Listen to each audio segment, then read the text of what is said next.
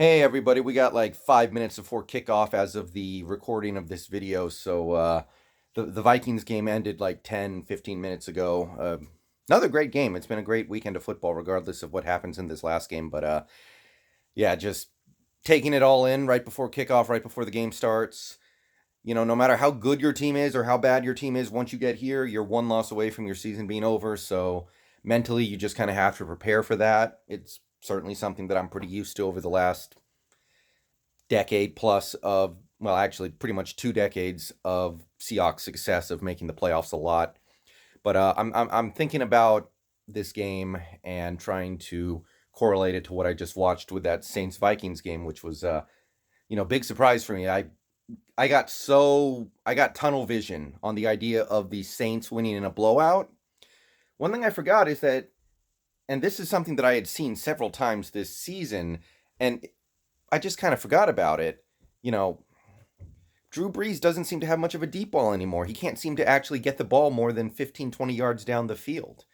It's his age, it's just his arm strength. It's not really there anymore. And basically, I watching that game, I really felt the weight of his inability to actually hit the big play down the field. Everything was yards after the catch. It was a bunch of short stuff. It was a bunch of medium length stuff over the middle. And what won the game for the Vikings in overtime was Kirk Cousins hitting Adam Thielen deep down the field.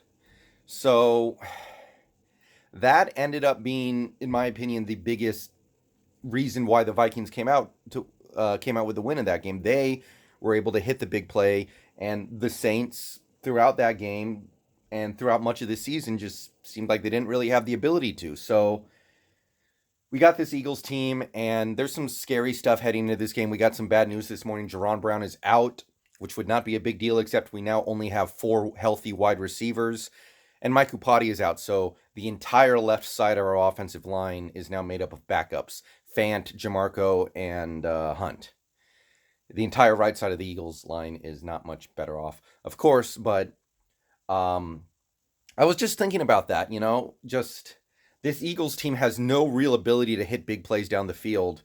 Even though Wentz has the arm for it, they don't really have the receivers for it right now. They have nobody who stretches the field. All their top receivers are out. And meanwhile, the Seahawks team, we know what they can do with Lockett. We know what they can do with Metcalf. So that ability to get huge chunk plays through the air, um, I think that is something we're going to have to lean on heavily, and I hope it ends up making the difference today. But that's one thing I'm hanging my hat on going into kickoff. All right, game's just about to start. I'm out of here. Go Hawks.